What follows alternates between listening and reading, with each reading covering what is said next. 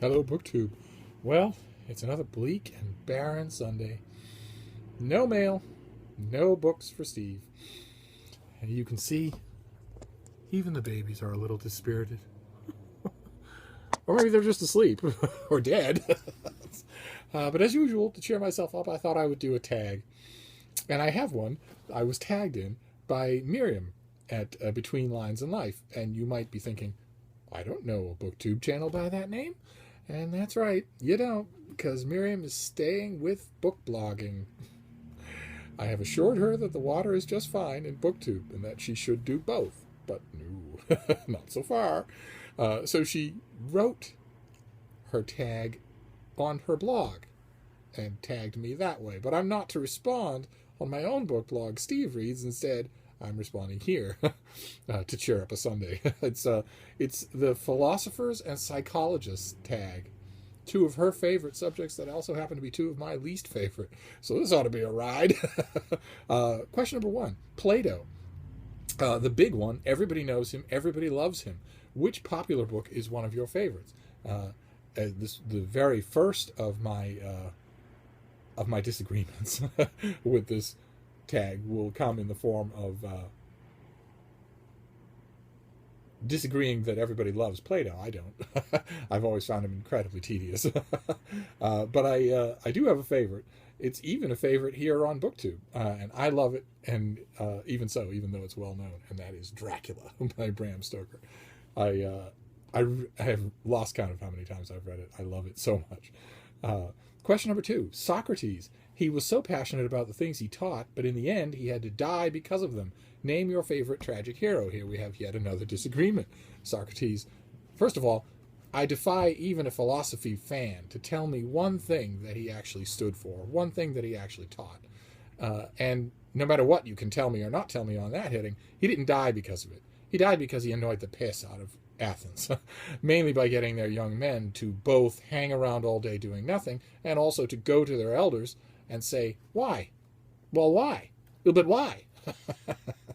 In classical Athens, when little boys reached that stage at age 5, where they constantly asked that question over and over again, they were belted across the face just once before supper, and they never did it again. Socrates taught a whole generation of young men to venerate him, first of all, and to then go home to their civic platoon leader, to their boss, to their father, to their grandfather, and just say, well, why? Well, how do you know that? Well, why? I'd have handed him the hemlock myself. Question number... I suppose I should answer the question, shouldn't I? My favorite tragic hero. I know it's a little trite, but it's always been Macbeth for me, from Shakespeare. A perfect example of a man caught between desires inside himself that he cannot control and forces outside of himself that seem hell-bent on flaming those desires or crushing them. It's a perfect, crystalline little tragedy. Question number 3, Carl Rogers. He was famous for his client-focused humanistic approach. What's one of your favorite character-focused books? For this, I'm going to choose a recent book, A Little Life by Hanya Yanagihara. And she is also my answer to the 4th question, Howard Gardner, a psychologist of the newer generation, a recently discovered new favorite. That would be the author, Hanya Yanagihara, whose 2 books have tremendously impressed me. And someday, when we're doing an unabridged version of this tag, when I can finally figure out how to get my videos to be longer than 12 minutes without stopping, the tales I could tell of Howard Gardner. Stuff that isn't in your psychology textbooks. But anyway, question number 5. Slavoj Zizek. A philosopher opens your mind and makes you rethink everything you knew before. Which book introduced you to a different opinion on a topic you knew nothing about? And I have a picture of it here, I hope. It's a relatively recent biography. It's H.W. Brand's biography of Grant, in which he takes issue with the standard line that Grant was a successful general but an unsuccessful politician. His analysis of Grant's political life, his term in the White House, was incredibly eye-opening. Really made me rethink the power of Southern propaganda in shaping how history would view the Grant administration. So definitely that gets the nod. Question number 6.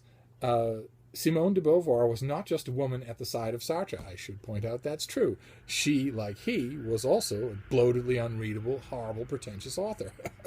A great, strong female character who's often overlooked because of the man at her side. Again, I'm going to go back to Shakespeare. It's a small part. It's the wife of Brutus in Julius Caesar, Portia, who has barely any lines at all, but Shakespeare filled them with individuality, with personality. I really like that moment in the play. Question number 7. Sigmund Freud, the founder of psychoanalysis, a book that sparked an interest in a new subject. For me, it's a subject that's come up on this channel before. It's 100 Proofs That the Earth is Not a Globe by William Carpenter, who wrote it almost a century ago. And it lays out what is still the cardinal case for the flat Earth theory that has gained so much traction because of the 21st century cult of science denial. An incredibly dangerous cult. And I should point out, again, here's another disagreement. Poor Miriam, she's so sorry she did this tag now. That the psychoanalysis as a theory, as a practice, is every bit as crackpot and threadbare and nonsensical as the flat Earth theory. I've never understood it, I don't get it, and I don't think anyone who's ever practiced it gets it. It seems, and also one of the main things I dislike about it, and we're seeing the full flowering of that in the 21st century, is that it pathologizes things that are normal. Now, it didn't have Big Pharma to help it do that, but it Freudian analysis pathologized things that are a normal part of having the most complicated brain on Earth, and that, millennia of people were getting along just fine without, until all of a sudden they were told, essentially, you're sick. You didn't know it, but you are.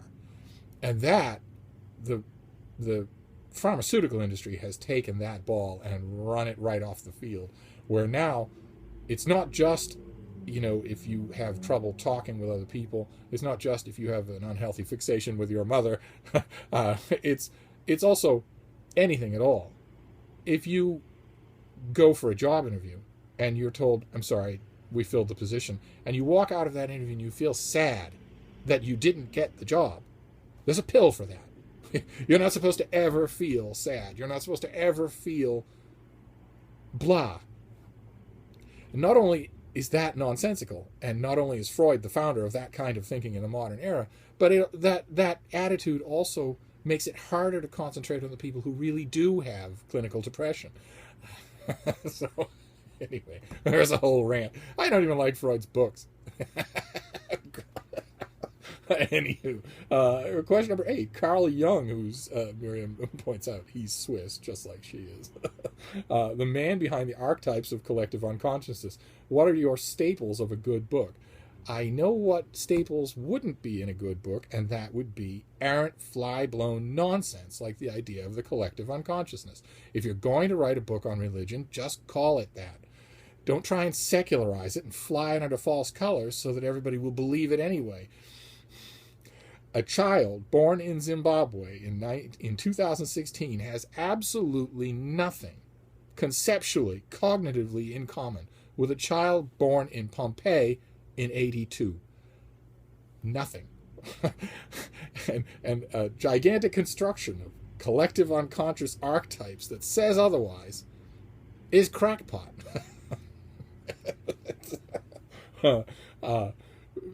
Question number 9. Lao Tse, the star of Chinese philosophy. Your favorite translated word. Well, first of all, the star of Chinese philosophy?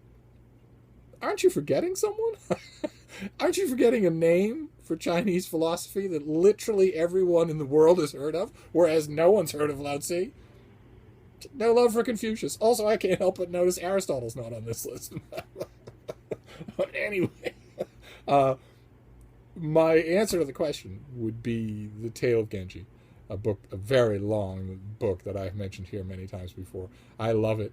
I urge you all to give it a try. And the Dennis Washburn translation, it's a brick. It's huge, but it's really, really good. It will get you through the book if you can get through it at all. If you can, that's the one that will do it. So I highly recommend it. Question number 10. Jean-Jacques Rousseau, highly influential in the Enlightenment. What is your favorite book that promotes critical thinking? I had to be a little snotty here. I know that will strike you as so surprising. By suggesting a book that I go to for critical thinking that's also by an author who should be on this tag. And that is Treatise of Human Nature by David Hume. You can read the title anyway. You can't really see him, but that's okay. It's infinitely rereadable, and it's also gorgeously written. I highly recommend it. And there you go. That was the Psychologists and Philosophers tag that turned out to be some sort of slugfest. And all that's left is for me to tag people. I have a list of people I want to tag. Miranda Hayes, the guys at Strip Cover Lit. I would love so much to see them wade into the pool of philosophy. Marlene Alina, the Thoughts on Tomes, Kate Howe, and the Owlry. If any of you are watching, I tag you all to do this, even though it's not a booktube tag. It's a book blog tag. And Miriam, I've said this before, and I'll say it again. Start a channel. You will be welcomed with open arms, and you will be glad you did. But anyway, there's a shrink tag for my bleak and barren Sunday. Thank you, BookTube.